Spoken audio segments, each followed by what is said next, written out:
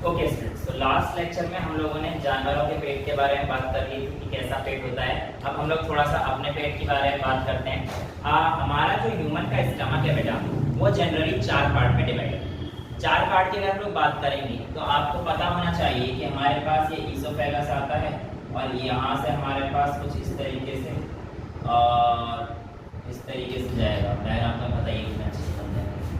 अच्छा, तो यहाँ पे हमारे पास जो पार्ट आता है नीचे वाला, जो बिल्कुल आपके ईसोफेगस से आकर खुलता है, वो वाला पार्ट कौन सा रहने वाला है हमारे पास? कार्डियक। कार्डियक के ऊपर कौन सा पार्ट है बेटा आप लोगों का? फंडस। यहाँ पर मैंने आपको बता दिया था कौन सा खाना कितने टाइम तक रुकता है। इसके बाद बेटा हमारे पास रहता है यहाँ पे बॉडी, और बॉडी के बाद सबसे लास्ट रहता है हमारे पास, ये क्या रहता है? पाइलोरी। अब ये पाइलोरी की जाकर हमारे पास स्मॉल इंटेस्टाइन में खुलेगा, और ये मैंने आपको बता दिया था कि यहाँ पे वॉल्स होती हैं, सॉरी वॉल्स के यहाँ पे स्फिंक्टर होते हैं, और यहाँ पर भी एक स्फिंक्टर होता है। काम क्या होता है? Prevent the backflow, right. अच्छा, अब यहाँ पर हम लोग जब इतना पहुंच गए हैं बेटा, तो अगर हम लोग बात करते हैं कि जो स्टमक के ग्लैंड्स होते हैं वो सिंपल भी हो सकते हैं, कंपाउंड भी हो सकते हैं और ट्यूबुलर भी हो सकते हैं। लेकिन अभी हम लोग इतना डिटेल में ना जाकर सिर्फ स्टमक के सेल्स की बात करें कि भैया इसकी जो म्यूकोसा की लेयर है ये कौन कौन से सेल सिक्रीट करती है। अब आपको पता है कि पूरे गट के अंदर हमारे पास कौन सी लेयर आने वाली है? 4 लेयर आने वाली है। तो इसकी म्यूकोसा की लेयर कौन कौन सी चीज सिक्रीट करेगी, क्या सिक्रीट करेगी, ये चीज हम लोग जानते हैं। बेटा जो डिफरेंट टाइप्स ऑफ सेल्स हैं जो कि स्टमक सिक्रीट करता है, उसमें हमारे पास सबसे ऊपर आता है गॉबलेट सेल्स। क्या आते हैं? Goblet cells. गॉबलेट सेल का काम होता है in the secretion of mucus. क्या करता है बेटा ये हमारे पास? म्यूकस सिक्रीशन में मदद करता है। इसके बाद हमारे पास जो दूसरे नंबर पर आते हैं बेटा, इन्हें हम लोग बोलते हैं ऑक्जेंटिक सेल्स। क्या बोलते हैं बेटा? Oxyntic cells. देखो बेटा, आप चाहे इन्हें ऑक्जेंटिक सेल्स बोल लीजिए, चाहे आप इन्हें पैराइटल सेल्स बोल लीजिए, सेल दोनों का नाम सेम रहेगा। इसका काम क्या है ये आपको बहुत जरूरी पता होना चाहिए। ऑक्जेंटिक सेल्स हमारे पास HCl सिक्रीट करता है। इसके अलावा ये एक इंपॉर्टेंट केसल इंट्रिंसिक फैक्टर, कौन सा फैक्टर बेटा? केसल इंट्रिंसिक फैक्टर, जो कि आपके विटामिन B12 को एब्जॉर्ब करने में मदद करता है। उस फैक्टर को भी हमारे पास कौन से रिलीज करते हैं? ऑक्जेंटिक सेल्स या पैराइटल सेल्स रिलीज करते हैं along with the HCl। Release करते हैं? हाँ बेटा, ऑक्जेंटिक सेल्स ही इसी। नेक्स्ट हमारे पास जो थर्ड आते हैं उन्हें हम लोग बोलते हैं चीफ सेल्स। कौन से सेल्स बेटा हमारे पास? Chief cells. ये जो चीफ सेल्स हैं बेटा, इनको हम लोग जाइमोजेन भी बोलते हैं। और ये जो जाइमोजेन सेल्स हैं बेटा, अगर मैं इनकी बात करूं तो ये हमारे पास कुछ सेल जैसे कि प्रोरेनिन, इसके अलावा पेप्सिनोजन, ऐसे इनएक्टिव एंजाइम्स को सिक्रीट करता है। अब यहाँ पर ध्यान रखना, कहीं पर भी वर्ड अगर लग जाता है हमारे पास जन या प्रो, ये सारे इनएक्टिव फॉर्म होते हैं। यानी कि प्रो को किस में कन्वर्ट करना पड़ेगा? हमें अगर काम करवाना है तो बेटा रेनिन में कन्वर्ट करना पड़ेगा, और ऐसे यहाँ से ओजन हटा देना। यानी कि अगर आपको इससे काम करवाना है तो आपको क्या करना पड़ेगा? पेप्सिन में कन्वर्ट करना पड़ेगा। बट ये काम स्टमक के अंदर नहीं होता है। ये काम कहाँ पर होगा? वो जब हम लोग डाइजेशन पढ़ेंगे, जहाँ पे हमारे पास ग्लैंड्स वगैरह भी आएंगे, तब हम लोग समझेंगे। लेकिन अभी के लिए आपके पास चीफ सेल्स हैं, वो आपके पास क्या सिक्रीट करते हैं? प्रोरेनिन और पेप्सिनोजन एंजाइम यहाँ पे आपके पास सिक्रीट करेंगे, जो कि पहले अभी हाल फिलहाल में इनएक्टिव। बेटा इसके अलावा हमारे पास यहाँ पर एक और काम होता है, एक और सेल जिसे हम लोग कहते हैं आर्जेंटेफिन सेल्स। कौन से सेल्स होते हैं? आर्जेंटेफिन सेल्स। आर्जेंटेफिन सेल्स हमारे पास वैसे तो ज्यादातर स्मॉल इंटेस्टाइन में देखे जाते हैं, बट यहाँ पर ही पाए जाते हैं। और हार्मोन लगभग दोनों सेम ही सेरोटोनिन हार्मोन ही सिक्रीट करते हैं बेटा। जी हाँ, इसके बाद बेटा हमारे पास यहाँ पर आते हैं जी सेल, यानी कि स्टमक की म्यूकोसा के अंदर एक सेल आते हैं जिनका नाम है जी सेल। अब अगर मैं बात करता हूँ इस जी सेल की, तो बेटा जो आपके गैस्ट्रिक ग्लैंड्स हैं वो हमारे पास कौन सिक्रीट करेगा? या गैस्ट्रिक जूस या गैस्ट्रिक ग्लैंड्स, आपकी मर्जी है। अभी लेकिन बाद में सब चीज चेंज हो जाएंगी। तो ये कौन सीक्रेट करता है हमारे पास? जी सेल्स। इसके अलावा बेटा हमारे पास स्टमक में कुछ स्टेम सेल्स भी होते हैं। क्या होते हैं लास्ट? Stem cells. अब ये जो स्टेम सेल्स है बेटा, अगर मैं बात करता हूं तो स्टेम सेल्स, देखो आपको ये पता हो कि हमारी बॉडी का प्रीकर्सर स्टेम सेल ही होते हैं। तो इसी तरीके से जितने भी हमारे पास सेल हैं, इनका प्रीकर्सर क्या होता है? स्टमक में हमारे पास स्टेम सेल्स होते हैं। तो ये आप लोगों को इतना पोर्शन जब एनसीईआरटी आपका स्टमक कराएगी तो आपको, कि मैंने पहले बोला था कि हम लोग एक एक सेल और उससे निकलने वाले बहुत एंजाइम्स वगैरह सब साथ लेके चलेंगे ताकि आगे चीजें कॉम्प्लिकेशंस में ना आए। तो यहाँ तक आप लोगों को पता होना चाहिए। आई होप स्टमक पोर्शन अब हम लोगों का यहाँ तक क्लियर है। इसके बाद जो हमारे पास स्ट्रक्चर आता है बेटा, वो हमारे पास किसका आता है? Small intestine. देखिए आप लोगों को पता है कि हमारे पास जो पाइलोरिक रीजन है वो जाकर कहाँ खुलने वाला है? हमारे पास स्मॉल इंटेस्टाइन। बेटा स्मॉल इंटेस्टाइन की बात करें तो इसे स्मॉल क्यों कहा जाता है? क्या ये छोटी होगी? बेटा छोटी इन टर्म्स ऑफ डायमीटर होगी, लेकिन अगर हम लोग बात करेंगे लेंथ की तो हमारे पास स्मॉल इंटेस्टाइन ज्यादा लंबी होती है। इवन स्मॉल इंटेस्टाइन की लेंथ 6 मीटर बताई जाती है। आप लोगों को ये पता होना चाहिए कि लार्ज इंटेस्टाइन हमारे पास सिर्फ 1.5 से 2 मीटर की रहती है। फिर हम लोग इसे स्मॉल क्यों कहते हैं? इसका डायमीटर छोटा है। स्मॉल इंटेस्टाइन को हम लोग 3 पार्ट में डिवाइड कर देते हैं। अब जब पाइलोरिक रीजन से हमारे पास स्मॉल इंटेस्टाइन आता है तो ये कुछ ऐसे हमारे पास जाके खुलता है। स्मॉल इंटेस्टाइन के 3 पार्ट होते हैं, ड्यूडेनम, जेजुनम और इलियम। हमारे पास सबसे पहला पोर्शन जो बिल्कुल पाइलोरिक के बाद आता है उसे हम लोग क्या बोलते हैं बेटा? डियोडेनम। ठीक है। अब डियोडेनम हमारे पास बहुत ज्यादा लंबा नहीं होता है, लगभग 25 से 30 सेंटीमीटर का ही होता है। यानी कि सारी की सारी लेंथ हमारे पास कहाँ जाके खुलने वाली है? जेजुनम और इलियम। बेटा डियोडेनम आप लोग ऐसे समझिए कि अगर आपका ये लार्ज इंटेस्टाइन ऐसे जा रहा है तो यहाँ से अंदर से आपकी कॉइलिंग होने वाली है, राइट? ये आपके पास क्या है? Large intestine. तो अब आपके पास ये जो अंदर ही अंदर ऐसे कॉइलिंग आने वाली है, ये किसकी रहेगी बेटा? आपके पास स्मॉल इंटेस्टाइन की कॉइलिंग आने वाली है, राइट? अब स्मॉल इंटेस्टाइन में भी हमारे पास 2 पोर्शन है बेटा। एक जो ऊपर वाला ड्यूडेनम के बाद जो पोर्शन आता है बेटा, उसे हम लोग बोलते हैं जेजुनम। क्या बोलते हैं? जेजुनम। ये तो जो जहाँ पे खुलेगा ये वहाँ पे डियोडेनम होगा। ये डियोडेनम, हाँ, जहाँ पे आपका पाइलोरिक खुल गया वो डियोडेनम। उसके बाद जो पोर्शन हमारे पास जाएगा आगे वो जेजुनम, और लास्ट पोर्शन हमारे पास इलियम। कॉइल से जहाँ से कॉइल शुरू, हाँ, लगभग यही बोला जाता है कि जहाँ से कॉइलिंग शुरू हमारे पास जेजुनम हो जाता है। तो यहाँ पर हम लोगों को पता होना चाहिए कि जेजुनम अगर मैं बात करूंगा तो इसमें जो हमारे पास लेंथ है वो लगभग 1/3 से ज्यादा इसकी पाई जाती है। 2/3 लेंथ इसकी होती है, लगभग 1/3 लेंथ इसकी होती है। इसकी कुछ ज्यादा लेंथ आप लोगों की नहीं देखी गई है, तो 20 से 25 इसकी सेंटीमीटर में देखी गई है। ठीक है, तो इसकी बहुत ज्यादा लेंथ आपको नहीं मिलेगी। और अगर ये पूछ ले कि जेजुनम और इलियम में से भी कौन लंबा है बेटा, तो आपको पता होना चाहिए लॉन्गेस्ट पार्ट इससे कौन सा हमारे पास आता है? इलियम। अब ये जो इलियम है बेटा, ये हमारे पास यहाँ पर जाकर ऐसे कहाँ खुलता है? लार्ज इंटेस्टाइन में, और ये यहाँ पर एक वॉल्व होता है। क्या होता है? वॉल्व। अब लार्ज इंटेस्टाइन का ये वाला पार्ट जो होता है बेटा, इसे हम लोग बोलते हैं सीकम। क्या बोलते हैं बेटा?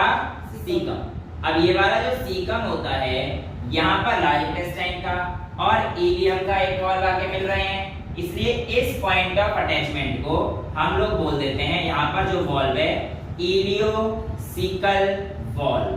तो बेटा इलियोसिकल वॉल्व की मदद से आप लोगों का स्मॉल इंटेस्टाइन जाकर कहाँ खुलता है? Large intestine. अब आप लोगों को ये चीज तो हमें पता ही थी कि जो हमारे पास म्यूकोसा होता है स्मॉल इंटेस्टाइन का, it contains numerous finger like projections called villi, और उनके सरफेस पर माइक्रोविलाई रहते हैं जो कि आपके सरफेस एरिया को बढ़ा देते हैं फॉर एब्जॉर्प्शन। ग्लैंड्स की अगर हम लोग बात करते हैं स्मॉल इंटेस्टाइन के, तो हमारे पास 2 टाइप से ग्लैंड्स होते हैं।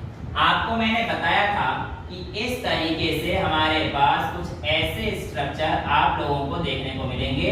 आपकी एनसीईआरटी में भी लैक्टिल और ये सब जहाँ पे लिम्फ थे वहां पे आप लोगों को दिख रहे हैं। तो ये वाला जो पोर्शन है यहाँ पर आपको एक ग्लैंड मिलेगा जिसका नाम मैंने आपको बताया था क्रेब्स ऑफ लिवरपूल। याद है लास्ट क्लास में हम लोगों ने बात करी थी इसकी।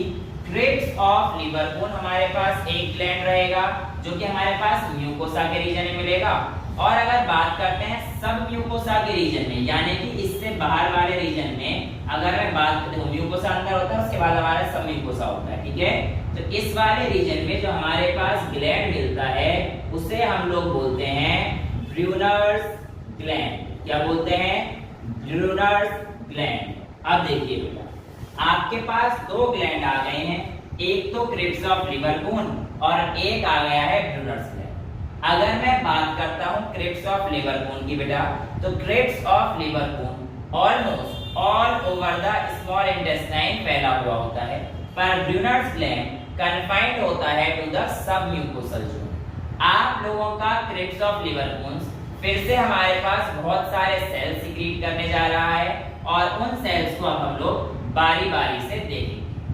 अब बेटा हमारे पास ये जो क्रेब्स ऑफ लिवरपूल है इसके सेल्स कौन-कौन से हैं अब देख लेते हैं। देखिए कुछ सेल तो इसके भी कॉमन है जो हमने स्टमक में ही पढ़े थे, जैसे कि गॉबलेट सेल, ये तो इसी का कोई दिक्कत नहीं है।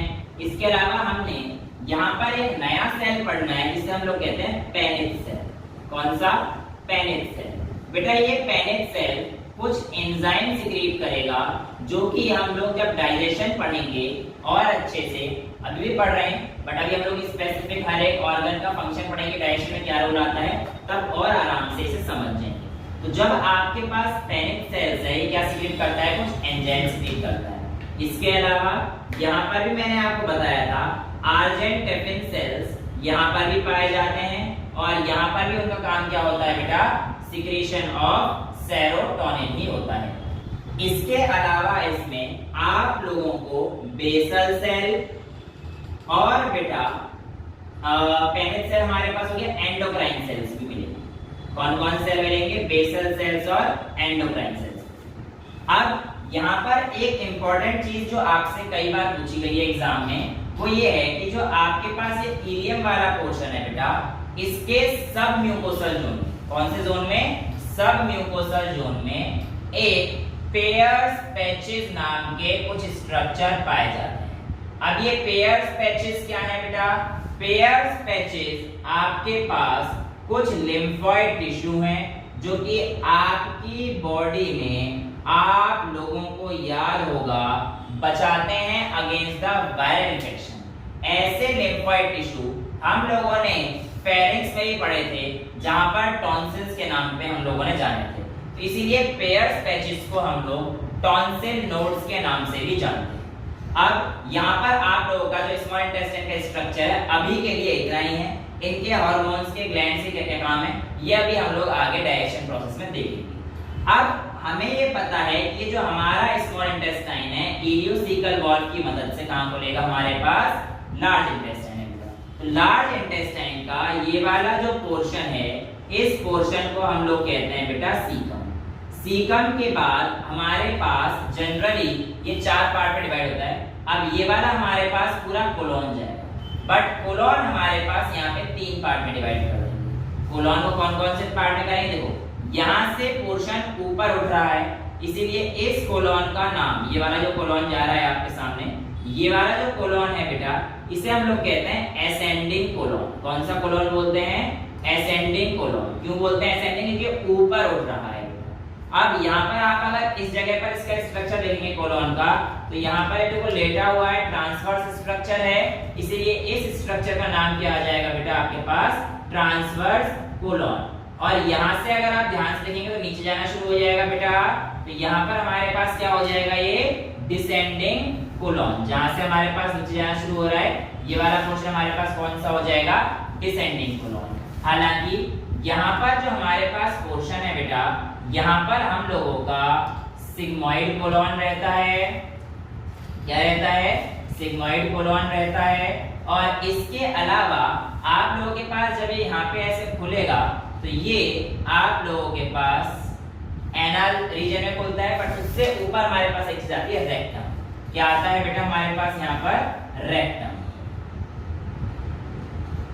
रेक्टम लास्ट में एनल में खुल जाता है, तो इसे हम लोग क्या बोलते हैं फिर anus. These all are the part of large intestine.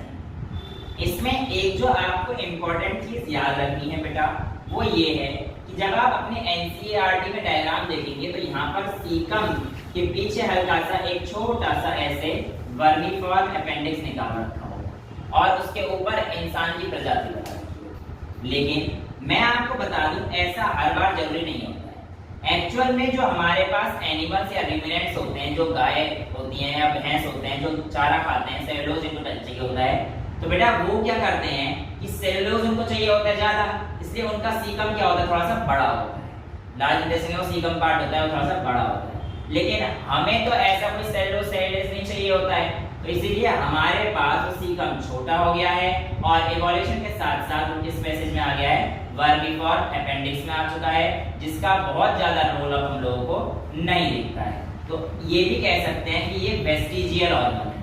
Vestigial organ मतलब शायद इसका पहले तो कहीं यूज रहा होगा, लेकिन अब वर्तमान समय में इसका रोल जो है काफी कम है। ठीक है, और ये चीज आप लोगों को पता होनी चाहिए। लार्ज इंटेस्टाइन को लार्ज क्यों कहते हैं? Due to its increase in diameter size as compare to that of small intestine, जबकि लेंथ में ये कम होता है, इसे 1.5 से 2 मीटर का ही होता है।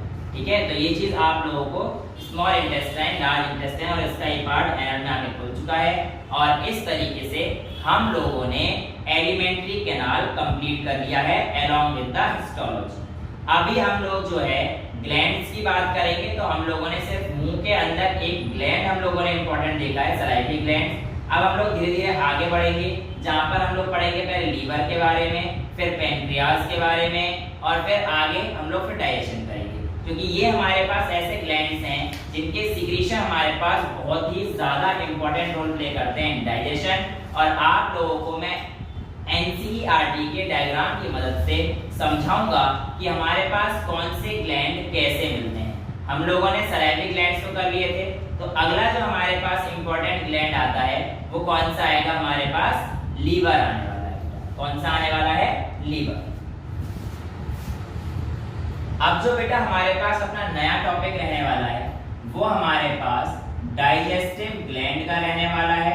और ये जो डाइजेस्टिव ग्लैंड्स हैं इसमें हम लोग सलाइवरी ग्लैंड्स के बारे में बात कर चुके हैं। डाइजेस्टिव ग्लैंड्स में अब जो हम लोगों को इंपॉर्टेंट बात करनी है वो हम लोग लीवर, गॉल ब्लैडर, पैंक्रियाज और इनके डक्ट से संबंधित बातें करेंगे। मैं डायग्राम बहुत ज्यादा अच्छा तो नहीं बना सकता, बट हाँ आप लोगों की एनसीईआरटी आपके साथ है और मेरी एनसीईआरटी हमारे साथ है, तो मैं आप लोगों को बस पोजीशन बताता जाऊंगा, क्योंकि डायग्राम तो आप लोगों को पता है मेरे माशाअल्लाह है। तो यहाँ पर अगर आप यहाँ पर जो duct system of liver, gall bladder and pancreas का डायग्राम आप देख रहे हैं डाइजेशन ऑफ फूड से ऊपर का, यहाँ पर बेटा आप ध्यान से देखिए तो आपको इधर से एक स्ट्रक्चर ऐसा कुछ गॉल ब्लैडर नाम का दिखाई दे रहा है, राइट। अब आपके पास जो इससे ऊपर वाला पोर्शन होता है बेटा यहाँ पे होता है, अगर मैं सच बताऊं थोड़ा सा, एक डायफ्राम। ये वाला जो हमारा डायफ्राम होता है ये यहाँ पर रहता है। अब हमारे पास थोड़ा सा लेफ्ट में टिल्टेड एक गॉल ब्लैडर है, बट लीवर जो है हमारा थोड़ा सा राइट की तरफ टिल्टेड होता है। अब यहाँ पर अगर मैं बनाता हूँ, देखो यहाँ पर आपको दो डक्ट्स फ्रॉम लीवर दिख रहे हैं, एक ऐसा बनाया गया है और एक ऐसा बनाया गया है, राइट। अब मान के चलिए कि आपके पास ये लीवर है, क्या है ये? लीवर। तो कुछ इस तरीके का आपको जो है लीवर देखने को मिलेगा। अब इस जो लीवर में आप लोगों को मैंने बनाया, आप इसको ऐसे डिवाइड कर दीजिए। ये हमारे पास लीवर में दो लोब दिख गए, एक दिखा हमें राइट लोब, ये लीवर का कौन सा लोब है बेटा? Right lobe. और ये लीवर का कौन सा लोब है बेटा? Left lobe. यहां तक मैं आप लोगों को लीवर की पोजीशन समझा रहा हूं। अब आप लोग एनसीईआरटी की एक एक डक्ट को बहुत आराम से ध्यान से देखेंगे। बेटा डक्ट मतलब ये वाली चीज है जो हमारे पास कुछ ना कुछ चीज लेकर आ रही है। अभी ये कौन सी डक्ट कहाँ पर खुलती है, कैसे खुलती है, इनके नाम क्या हैं, ये बहुत ही कंफ्यूजिंग होते हैं, लेकिन आज के लेक्चर के बाद आप लोग इसे रटेंगे नहीं और एक एक करके बिल्कुल आराम से समझ जाएंगे। सबसे पहले मैं आपको फंक्शनिंग समझा देता हूँ। फंक्शनिंग क्या है। एक्चुअल में हमारे पास जो लीवर एक यहाँ पे ग्लैंड है, ये largest gland of the human body है, जिसका वेट लगभग 1.2 से लेकर 1.5 केजी तक बेटा पाया जाता है। 1.2 से 1.5 केजी का साथ साथ थोड़ा सा राइट में शिफ्ट होता है और डायफ्राम के नीचे होता है। लीवर का सबसे इंपॉर्टेंट जो काम माना गया है, वो कहते हैं कि हमारे पास बाइल प्रोडक्शन में माना गया है, यानी कि लीवर प्रोड्यूसेस बाइल। आप लोग एक चीज ध्यान रखना, जब लीवर हमारा बाइल प्रोड्यूस करता है, उस समय पर उस बाइल के अंदर कोई भी एंजाइम नहीं होते हैं, और जो लीवर ने बाइल प्रोड्यूस किया है वो हमारे पास गॉल ब्लैडर के अंदर सिर्फ स्टोर होता है। कई बार बच्चों को मूर्ख बनाने के लिए ऐसा बोल दिया जाता है कि gall bladder produces bile, but ये गलत है। गॉल ब्लैडर सिर्फ और सिर्फ स्टोरेज में हेल्प करता है। गॉल ब्लैडर कोई भी बाइल नहीं बनाता है, सिर्फ इसका काम क्या है बेटा, स्टोरेज रखना। अब लीवर का काम जब यहाँ पर है, ये तो ठीक है कि जो अभी हम लोग एनसीईआरटी से पढ़ लेते, बट अभी थोड़ा सा काम और अगर हम लोग समझ लें तो ऐसा समझिए कि आप लोगों की ह्यूमन बॉडी के अंदर जो कार्बोहाइड्रेट है वो स्टोर किस फॉर्म में रहता है, ये आपको पता होना चाहिए। उस फॉर्म को हम लोग ग्लाइकोजन बोलते हैं, यानी कि हमारा ग्लूकोज अगर ग्लाइकोजन में कन्वर्ट होता है तो वो हमारे को कौन सा प्रोसेस कहते हैं, हम लोग उसे ग्लाइकोजेनेसिस। यानी कि जो हमारी ह्यूमन बॉडी में ग्लूकोज कन्वर्ट होता है ग्लाइकोजन में, ये पहली बात तो कहां पर होता है, ये आपको पता होना चाहिए, लीवर में होता है, और इसे हम लोग कहते हैं ग्लाइकोजेनेसिस। इसका उल्टा, यानी कि मान के चलो आपने कई दिन से खाना नहीं खाया है, ये आपका रिजर्व फूड मटेरियल रहता है, और जब आपकी बॉडी को ग्लूकोज की रिक्वायरमेंट होती है बेटा, तो यही ग्लाइकोजन आपके पास टूट जाता है ग्लूकोज में। तो यही ग्लाइकोजन जाकर आपका जब ग्लूकोज में टूटेगा तो उसे हम लोग बोलते हैं ग्लाइकोजेनोलाइसिस। ग्लाइकोजेनोलाइसिस, लाइसिस मतलब टूटना और ईसिस मतलब बनना, तो इसीलिए ग्लूकोज से ग्लाइकोजन के प्रोसेस को ग्लाइकोजेनेसिस बोला जाता है, और यहाँ पर अगर उल्टा प्रोसेस हो जाए तो इसे ग्लाइकोजेनोलाइसिस बोला जाता है। यानी कि जब हमारा ग्लाइकोजन से ग्लूकोज बना रहा है तो हमारे पास क्या बोलेंगे, ग्लाइकोजेनोलाइसिस। इसके अलावा बेटा जो हम लोग बात करेंगे वो ये है कि ये तो हमारे पास कार्बोहाइड्रेट की फॉर्म है ना बेटा, कि ग्लूकोज से ग्लाइकोजन का बनना है। ग्लूकोज तो कार्बोहाइड्रेट की फॉर्म है, यहाँ से अगर ग्लाइकोजन बन रहा है तो हमारा बिल्कुल परफेक्ट है, उसमें कोई दिक्कत नहीं है। लेकिन कई बार प्रोटीन्स या अमाइनो एसिड्स, ऐसे सब्सटेंस भी आप लोगों के लीवर में ग्लाइकोजन बना लेते हैं। अब आप लोग अगर यहाँ पर ध्यान से देखेंगे तो ये एक नए प्रोडक्ट है। क्या है बेटा, ये नए प्रोडक्ट हैं, और ये कार्बन के प्रोडक्ट नहीं है या कार्बोहाइड्रेट्स नहीं है, प्रोटीन्स और अमाइनो एसिड हमारे पास अलग प्रोडक्ट से ग्लाइकोजन बना रहे हैं, तो इसे बोलते हैं ग्लाइको नियोजेनेसिस। ग्लाइकोनियो, NEO, नियोजेनेसिस। नियो क्यों बोला, नियो मतलब नए से समझ लेना कि आपके पास कार्बोहाइड्रेट के अलावा और भी कुछ ऐसे प्रोडक्ट हैं जिनको आप लोग ग्लाइकोजन में बनाने में मदद करते हैं। तो अदर देन ग्लूकोज अगर पीछे जाएगा तो ग्लाइकोनियोजेनेसिस या ग्लूकोनियोजेनेसिस, वैसे तो ग्लाइकोजेनेसिस ही बोलते हैं, ग्लाइकोनियोजेनेसिस, बट कई की किताब में ग्लूकोनियोजेनेसिस लिख देता है। बट यहाँ पर आपको बस पता होना चाहिए कि आपका कार्बोहाइड्रेट के अलावा दूसरे सोर्स हैं जो आपके मदद कर रहे हैं इन द फॉर्मेशन ऑफ ग्लूकोज। ठीक है, ऐसे ही आपके अगर फैट्स मदद करेंगे इसमें, तो फैट्स और फैटी एसिड्स जब हमारे पास कन्वर्ट करते हैं तो उसे हम लोग बोलते हैं लाइपोजेनेसिस, यानी कि लिपिड्स वगैरह हमारे पास मदद कर रहे हैं। ठीक है, अब ये तो हो गया हमारे पास बनाने की बात। आप लोगों का लीवर एक और काम बहुत अच्छे से करता है। वो क्या काम करता है, ऐसा समझिए कि आपकी बॉडी में कई बार अमोनिया इकट्ठा हो जाता है ज्यादा। अब उस अमोनिया को आप लोगों को हटाना होता है, लेकिन उसको हटाने से पहले बेटा आप लोगों का जो अमोनिया है उसे आपको लेस टॉक्सिक बनाना होता है। क्या करना होता है? लेस टॉक्सिक बनाना होता है और उसको कन्वर्ट करना पड़ता है आपको फिर यूरिया में, यानी कि अमोनिया से आपको यूरिया में कन्वर्ट करना पड़ता है ताकि आपकी बॉडी से आसानी से चीजों को बाहर निकाला जा सके। अब ये जो आपका अमोनिया से यूरिया का बनना है, यानी कि मोर टॉक्सिक सब्सटेंस से लेस टॉक्सिक सब्सटेंस का बनना, ये भी आप लोगों के लीवर में ही पाया जाता है।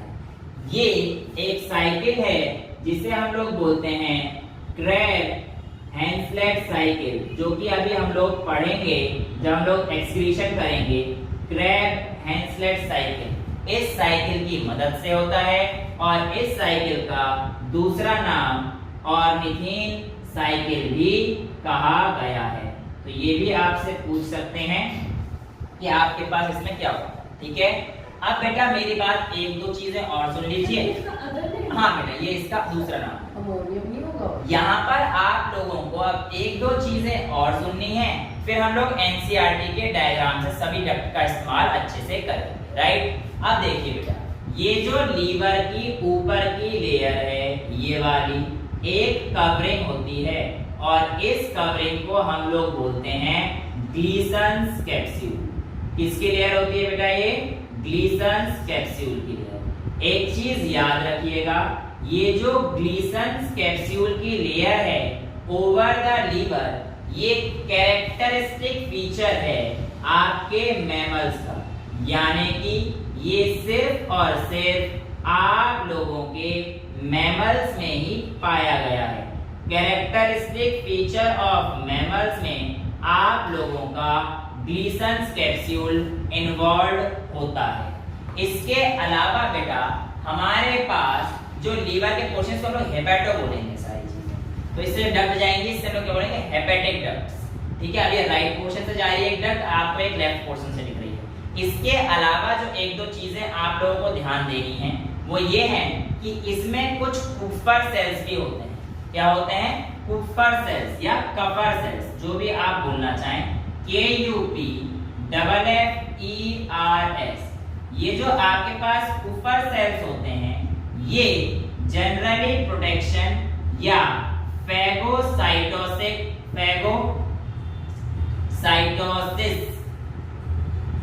इन नेचर, या फैगोसाइटिक सेल्स ही बोल सकते हैं, फैगोसाइटिक सेल्स। अब यानी कि आप लोगों का अगर बाहर से कोई चीज गंदगी वगैरह आती है तो उसको उड़ाने का काम कौन करते हैं? आपके कुफर सेल्स, यानी कि आपका लीवर डिटॉक्सिफिकेशन में भी आप लोगों की मदद करता है। तो भैया दारू कम पिए और आप जो है अपने लीवर को तंदुरुस्त बनाए रखें। अब बेटा यहाँ पर एक्चुअल में जब आप इसको और थोड़ा सा डिटेल में खोल के देखेंगे तो जो आपके हेपेटिक लोब्यूल्स है ना, ये आपके पास कुछ इस तरीके के अरेंजमेंट में होंगे, जैसे कि एक रॉड लाइक स्ट्रक्चर हमें मिलेगी। ठीक है, और इस तरफ हमारे पास कुछ सेल्स ऐसे हेपेटिक सेल्स, हेपेटोसाइट्स बोलते हैं। ठीक है, यहाँ पर आपको कुछ सेल्स मिलेंगे। ठीक है, अब ये हेपेटिक सेल्स क्या होते हैं? दोनों तरफ मिलते हैं, ये इधर ही मिलेंगे आपके और ये इधर ही मिलेंगे, और इनके बीच में कुछ गैप्स भी पाए जाते हैं। इन गैप्स को हम लोग बोलते हैं हेपेटिक कैनालक्यूलाई, हेपेटिक कैनालक्यूलाई। अभी जो हेपेटिक कैनालक्यूलाई है बेटा, एक्चुअल में क्या करते हैं? ये भी सिक्रीट करते हैं, ये भी सिक्रीट करेंगे कुछ ना कुछ, और ये एक्चुअल में यहाँ पर पहुंचा देते हैं इसको। जो इनका सिक्रीशन है वो यहाँ पर पहुंचा देते हैं और ये फाइनली जाके कहाँ पे खुलता है? यहाँ पर। ये वाली जो पोर्शन है जहाँ पर ये खुलेगा, ये तो बेसिकली कॉर्ड बोलते हैं। ये वाले सेल के स्ट्रक्चर है इनको हम लोग क्या बोलते हैं? कॉर्ड। पूरा ये कॉर्ड हो गया, कॉर्ड की तरह दिख रहा है, छड़ी की तरह, डंडे की तरह। और ये जो हमारे पास हेपेटिक कैनालक्यूलाई है, ये कहाँ पर खुलते हैं? Hering's body. एक्चुअल में या हेरिंग्स डक्ट बोल लो। एक्चुअल में आप लोगों से इतना डिटेल तो नहीं पूछ जाएगा, बट नीट में अगर चांस रहा तो ये पूछ सकता है कि हेरिंग्स डक्ट किस में प्रेजेंट रहता है। तो आपको पता होना चाहिए कि लीवर में हमारे पास जाकर काम कर रहा है, लीवर के अंदर प्रेजेंट है। ठीक है, तो ये चीज आप लोगों से एक बार पूछी गई है हेड शायद एम्स के एग्जाम में, तो इसलिए जो है आपको पता रहना चाहिए कि ये कहाँ पे हमारे पास प्रेजेंट है। तो इस तरीके से आपकी एनसीईआरटी से ही बहुत ज्यादा डिटेल हम बता चुके हैं। अब हम लोग आते हैं कि डक्ट्स और इनका काम कैसे है। इसके लिए हम लोग बिल्कुल प्योरली एनसीईआरटी की मदद लेंगे और उसके बाद में उसी तरीके से आपको समझाने की कोशिश करूंगा कि एनसीईआरटी ने क्या कहा है और कौन से डक्ट का क्या काम है, कौन से डक्ट का अल्टरनेट नेम क्या है, क्योंकि जो चीज सिर्फ एनसीईआरटी में लिखी है सिर्फ उसी से क्वेश्चन नहीं आते, उससे आगे भी क्वेश्चन आते हैं। तो ये हमारे पास राइट लोब था लीवर का और ये हमारे पास लेफ्ट लोब था। अब बेटा आप लोगों को डायग्राम एनसीईआरटी बनाएगा, मैं तो बना नहीं सकता, that you people very well know. अब यहाँ पर ध्यान से देखिए, ये आपके पास एक गॉल ब्लैडर ग्रीन कलर का आपको साफ साफ एनसीईआरटी में दिखाई दे रहा है और इसके नीचे देखिए यहाँ पर ये वाला जो डक्ट है इसमें लिखा है डक्ट फ्रॉम गॉल ब्लैडर, दिखाई दे रहा है बेटा। डक्ट फ्रॉम गॉल ब्लैडर जो ये वाली डक्ट है बेटा, इसको हम लोग बोलते हैं सिस्टिक डक्ट। याद रखिए बेटा, बहुत ही इंपॉर्टेंट है। सिस्टिक डक्ट होती है वो किसकी होती है, तो आप लोगों को पता होना चाहिए कि ये हमारे पास किसकी होती है, गॉल ब्लैडर से डक्ट निकलती है, वो हमारे पास सिस्टिक डक्ट है। अब आप अगर थोड़ा सा राइट में इन दो डक्ट्स को देखते हैं, ये लीवर का डायग्राम आपके उसमें दे रखा, बट मैंने आपको दो लोग बना दिया लेफ्ट और राइट। यहाँ पर एनसीईआरटी ऐसे करके इन दोनों को ऐसे दिखाती है डक्ट्स फ्रॉम लीवर, यानी कि ये डक्ट कहां से आ रहे हैं, आपके पास लीवर के अंदर से आ रहे हैं। हमें इससे कोई ऐतराज नहीं है, बस आप ये बात याद रखिए कि जो लीवर से डक्ट आ रहे हैं बेटा, इसमें एक डक्ट राइट लोब से आता है और एक डक्ट लेफ्ट लोब से। यहाँ पर भी देखो आपको दो डक्ट दिखाए गए हैं बेटा, एक लेफ्ट लोब से और एक हमारे पास क्या है, राइट लोब से। हालांकि दोनों ही बाइल कैरी करते हैं, इसमें कोई दिक्कत नहीं है। अब आप देखिए जो बाहर वाला पोर्शन है ये वाला, ये हमारे पास लेफ्ट हिपैटिक डक्ट और राइट हिपैटिक डक्ट अपनी एनसीईआरटी में देखेंगे तो नीचे आकर मिल जाते हैं और यहाँ पर ये एक, मैंने क्या बोला, लीवर को लोग हिपैटो से कन्वर्ट करेंगे, कंसर्न करेंगे, तो ये हमारे पास दोनों आके मिल गई हैं, तो इसे हम लोग कहते हैं कॉमन हेपेटिक डक्ट। कॉमन मतलब लेफ्ट और राइट आकर एक ही डक्ट मिल गई है, तो यहाँ पर आप देखिए आपको दिख जाएगी कॉमन हेपेटिक डक्ट। यहाँ तक कोई डाउट बेटा आपको? अब कॉमन हेपेटिक डक्ट को आप सीधा नीचे जाने दीजिए, जहां पर आप लोगों का बिल्कुल ग्रीन पोर्शन मिल गया है, नीचे आ चुका है और यहाँ पर आप देखेंगे कि आपके गॉल ब्लैडर से एक डक्ट और आपके जो कॉमन हेपेटोडक्ट था ये फर्दर आकर एक डक्ट में मिल गए हैं और उस डक्ट का नाम आपकी एनसीईआरटी ने दे रखा है कॉमन बाइल डक्ट। बिल्कुल क्लियर है, यहाँ तक आपको दिखाई दे रहा है कॉमन बाइल डक्ट तक। अब कॉमन बाइल डक्ट में जो आपके पास बेटा नीचे आएगा, जो कि आप लोगों के ड्यूडेनम में खुलने से पहले एक जगह आपको दिखेगी पीछे से पैंक्रियाज आती हुआ। यहाँ पर देखेंगे तो एक ऐसे स्ट्रक्चर ऐसे आ रहा है, ध्यान से देखिए प्लीज, ये पैंक्रियाज का आ रहा है और यहाँ पे एक डक्ट आपके पास किसका आ रहा है, पैंक्रियाटिक डक्ट। एक बार प्लीज ध्यान से देखिए, पैंक्रियाज आपको दिख जाएगा और उसमें आपको अंदर पैंक्रियाटिक डक्ट दिख रही है। ये जो पैंक्रियाटिक डक्ट है बेटा, इसको नोट कर लीजिए, इसे हम लोग कहते हैं डक्ट ऑफ विल्सन। क्या बोलते हैं बेटा इसे, पैंक्रियाटिक डक्ट को डक्ट ऑफ विल्सन। ये आपको पता होना चाहिए, ये आपसे कई बार पूछा गया है। तो पैंक्रियाटिक डक्ट को हम लोग क्या बोलते हैं, डक्ट ऑफ विल्सन। अब आगे देखेंगे तो ये पैंक्रियाटिक डक्ट और ये जो ऊपर से हमारे पास कॉमन बाइल डक्ट आ रही थी, ये एक जगह पर आकर मिल रही है। दिख रहा है आपको बेटा, ये आपके पास एक जगह पर आकर मिल रही है। अब हम लोग अगर बात करते हैं जहां पे मिल रही है ग्रीन और पिंक वाला पोर्शन, इस पोर्शन को अगर हम लोग ध्यान से देखते हैं तो यहाँ पर हमारे पास यानी कि कुछ बहुत ज्यादा घिचपिच हो गया है, बट मैं अगर थोड़ा साफ से कोशिश करूं, हालांकि मेरी से कोशिश तो होगी नहीं। सर ये जो हमें ये मिलता है तो इनका कॉमन नेम भी होता है? हाँ बेटा, मैं कॉमन नेम बताने जा रहा हूँ। अब यहाँ पर देखिए, जहां पर आपका पैंक्रियाटिक डक्ट और ऊपर से आने वाला common bile duct, common bile duct था हमारे पास, देखो जब हमारे पास सिस्टिक डक्ट और हेपेटिक डक्ट मिल गए तो हमारे पास कॉमन बाइल डक्ट आ गई, जहां पर ये मिलते हैं पैंक्रियाटिक डक्ट के साथ। यहाँ पर एक स्फिंक्टर होता है और इस स्फिंक्टर का नाम होता है स्फिंक्टर ऑफ बॉयडेन। तो बेटा ये बॉयडेन हमारे पास जो होता है कहां-कहां के बीच में रहता है, ये आपको पता रहना चाहिए। पैंक्रियाज और आप लोगों के कॉमन बाइल डक्ट के जॉइंट पे हमारे पास कौन सा रहता है, स्फिंक्टर ऑफ बॉयडेन हमारे पास रहता है। अब पैंक्रियाज जो है बेटा हमारे पास जाकर कहां पे खुलता है, आप ध्यान से देखेंगे तो ये डियोडेनम में खुल रहा है। देखो पीछे वाला जो पोर्शन है इधर से इतना मोटा सा दिखा रखा है ऐसे, है ना, ये वाला पोर्शन हमारे पास किसका है, बेसिकली डियोडेनम का है, स्मॉल इंटेस्टाइन का पार्ट है। तो यहाँ पर अगर आप देखेंगे तो आप लोगों को दिखाई देगा कि जहां जहां पर हमारे पास ये डक्ट अब धीरे धीरे आगे जाने वाली है और ये डक्ट जाने से पहले, स्मॉल इंटेस्टाइन जाने से पहले यहाँ पर थोड़ा सा सूज जाता है इस वाले पोर्शन, यानी कि ये जो डक्ट आ रही है, ये डक्ट अभी तो हमारे पास यहाँ पे स्फिंक्टर ऑफ बॉयडेन था, बट यही डक्ट जब आगे जाती है बेटा स्मॉल इंटेस्टाइन के ड्यूडेनम में घुसने से पहले इस पोर्शन में थोड़ा सा सूजन पाया जाता है और ये थोड़ी सी जब सूज जाती है इसको हम लोग बोलते हैं एम्प्यूला ऑफ वेटर। क्या बोलते हैं, एम्प्यूला ऑफ वेटर। और इस एम्प्यूला ऑफ वेटर पर एक और स्फिंक्टर पाया जाता है और इस स्फिंक्टर का नाम होता है स्फिंक्टर ऑफ ओडाई या ऑडी। जो आपको बोलना है बोल लीजिए। दोबारा से देख लेते हैं, राइट लोब और लेफ्ट लोब मिलकर एक पहले हेपेटिक लोब बनाती हैं। जो हमारे पास गॉल ब्लैडर से डक्ट आती है वो सिस्टिक डक्ट होती है। सिस्टिक डक्ट और ये दोनों के हेपेटिक लोब मिलकर हमारे पास क्या बना देते हैं, कॉमन बाइल डक्ट, जो कि हमारे पास पैंक्रियाज से आने वाली डक्ट यानी कि डक्ट ऑफ विल्सन के साथ मिलकर एक जगह पर खुलते हैं। वहां पर एक स्फिंक्टर रहता है, वो स्फिंक्टर हमारे पास स्फिंक्टर ऑफ बॉयडेन कहा जाता है। फिर उसका डक्ट आगे जाकर जब ड्यूडेनम में घुसने ही वाला होता है उससे जस्ट एंट्री से पहले हमारे पास थोड़ा सा सोलन पार्ट होता है।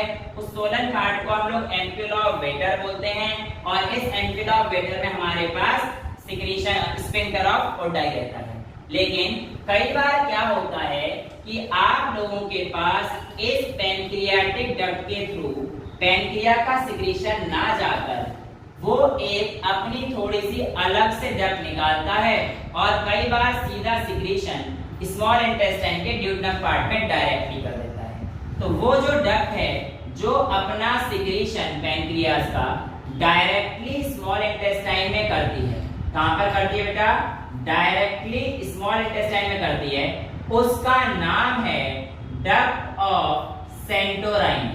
क्या नाम है बेटा, डक्ट ऑफ सेंटोराइन।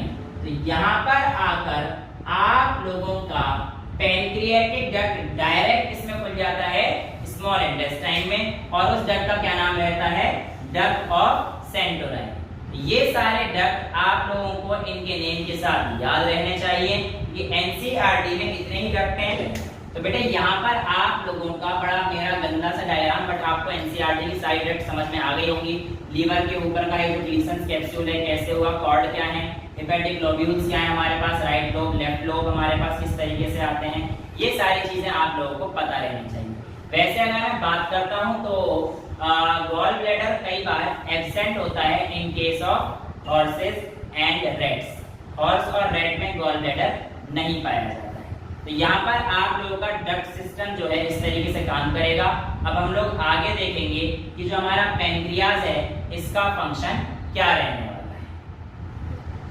अब बेटा इसको समझने के बाद हम लोग थोड़ा सा वापस लीवर पे आते हैं और उसके छोटे मोटे फंक्शंस को देख लेते हैं। अब देखो ज्यादातर फंक्शंस तो हम लोग जान चुके हैं लीवर के, जो एक तो बच रहे हैं, अगर उनकी हम लोग बात करते हैं तो आप लोग ऐसे समझिए, आप लोगों के पास दो टाइप्स के ग्लैंड्स होते हैं, एक होता है एंडोक्राइन ग्लैंड और एक होता है एक्सोक्राइन ग्लैंड। जो एंडोक्राइन ग्लैंड होते हैं उनको नाम ऐसा क्यों दिया गया बेटा, देखो आपने इतनी सारी डक्ट्स पढ़ी, ऐसे ग्लैंड्स जो आपके डक्ट की मदद से अपना सिक्रीशन ब्लड तक पहुंचाते हैं, उनको हम लोग बोलते हैं एक्सोक्राइन ग्लैंड्स। और ऐसे ग्लैंड्स जो आपके पास बिना डक्ट की मदद से सीधा ब्लड में अपना सिक्रीशन पहुंचाते हैं उन्हें कहते हैं एंडोक्राइन ग्लैंड्स। अब जो हमारे पास एक्सोक्राइन ग्लैंड्स होते हैं, एक्सोक्राइन ग्लैंड्स में यहाँ पर लीवर आता है, और जो हमारे पास एंडोक्राइन ग्लैंड्स हैं उसमें हमारे पास जो आपका पेनक्रियाज है, और बाकी तो जब हम लोग पूरा कंट्रोल एंड कोऑर्डिनेशन पढ़ेंगे उसमें सब कुछ भरा हुआ है। लेकिन अभी आपको जो इम्पोर्टेंट है वो याद रखना है कि आप लोगों का जो लीवर होता है ये बेटा आपका एक्सोक्राइन ग्लैंड है, यानी कि इसमें हमारे पास डक्ट पाए जाएंगे। तो एक्सोक्राइन ग्लैंड्स ऐसे ग्लैंड्स जो अपना सिक्रीशन ब्लड में डक्ट की मदद से डालते हैं, और ऐसे केस में हमारे पास सबसे पहला एग्जांपल आया लीवर का, which is exocrine in nature. Next आपके पास जो बेटा पेनक्रियाज पढ़ा था आपने, एक्चुअल में पेनक्रियाज बहुत ही बढ़िया ऑर्गन है, और ये ना तो एक्सोक्राइन है ना एंडोक्राइन है। अगर मैं बात करूं फिर ये है क्या, तो आप ऐसे समझिए pancreas are heterocrine gland. Heterocrine glands जो हमारे पास पाए जाते हैं पेनक्रियाज के अंदर, यानी कि it contains both exoglands as well as endoglands. Exocrine glands जो पेनक्रियाज के होते हैं बेटा, it helps in the secretion of pancreatic juice. तो एक्सोक्राइन ग्लैंड का ज्यादा बड़ा रोल तो नहीं है, बट जो आपके पैनक्रियाटिक जूस है अच्छा खासा रोल। जब लोग डाइजेशन में पढ़ेंगे तब देखेंगे पैनक्रियाटिक जूस में कौन कौन से एंजाइम्स होते हैं, क्या क्या चीज करते हैं, वो सारी चीजें हम लोग देखेंगे। बट अभी के लिए यहाँ पर हमें ज्यादा लंबा रोल नहीं दिख रहा है, क्योंकि यहाँ पे सिर्फ से काम क्या माना जा रहा है, पैनक्रियाटिक जूस। हालांकि रोल बहुत अच्छा है, अभी आगे देखो। एंडोक्राइन ग्लैंड्स में हमारे पास जो पैनक्रियाज का एंडोक्राइन ग्लैंड है, इसमें हम लोगों को कुछ सेल्स सिक्रीट करते हुए दिखाई देते हैं। वो सेल्स कौन कौन से हैं? एक तो है बेटा आपके पास अल्फा सेल्स। क्या है? Alpha cells. ये जो अल्फा सेल्स हैं बेटा, ये आपका एक हार्मोन रिलीज करते हैं जिसे हम लोग बोलते हैं ग्लूकागॉन। और दूसरे आपके पास आते हैं बीटा सेल्स, जो कि आप लोगों का हार्मोन है इंसुलिन, उसको रिलीज करते हैं। आप लोगों ने डायबिटीज के पेशेंट अगर सुने होंगे, उनको जो बीमारी होती है बेटा, वो इसी बीटा सेल्स के, जो डायबिटीज मेलिटस होती है उसके केस में हमारे पास बीटा सेल की डिसफंक्शनिंग की वजह से ही वो बीमारी आई जाती है। इसके अलावा बेटा हमारे पास एंडोक्राइन ग्लैंड ऑफ पैनक्रियाज कई बार डेल्टा सेल्स या डी सेल भी सिक्रीट करता है, जो कि हमारे पास जो आपका हार्मोन है सोमैटोस्टेटिन। सोमैटोस्टेटिन यानी कि ये अगर मैं बात करूंगा तो सोमैटोस्टेटिन बेटा एक इनहिबिटरी हार्मोन है। इनहिबिटरी मतलब इसके या इसके सिंथेसिस या ओवर सिंथेसिस को रोक देता है। हालांकि आप लोगों को अभी थोड़ी देर पहले जब मैंने बताया था कि आप लोगों के ह्यूमन बॉडी में जो सिंथेसिस होती है ग्लूकोज से ग्लाइकोजन की, वो हमारे पास लीवर के अंदर होती है। बट अगर मैं इसको पैनक्रियाज के रोल में लेकर आना चाहूँ तो आप ऐसे समझिए, ग्लूकोज से ग्लाइकोजन बनने में जो आपके मदद करते हैं वो आपका इंसुलिन करता है। यानी कि beta cells helps in the formation of glucose to glycogen, but glycogen से ग्लूकोज, जो कि हमारे पास क्या था, ग्लाइकोजेनोलाइसिस, इस प्रोसेस में आपके ग्लूकागॉन या फिर अल्फा सेल्स आप लोगों की मदद करते हैं। This was all regarding the different types of gland. हाँ, एक छोटी सी बात एक जो रह गई है वो ये है कि लीवर आप लोगों के पास बाइल प्रोड्यूस करता है। क्या प्रोड्यूस करता है बेटा? बाइल प्रोड्यूस करता है। अब ये जो लीवर आप लोगों के पास बाइल प्रोड्यूस करता है, अगर मैं बात करता हूं इसके पीएच की, तो बाइल का पीएच बेसिक है 7.1 टू 7.8 तक वेरी करता है।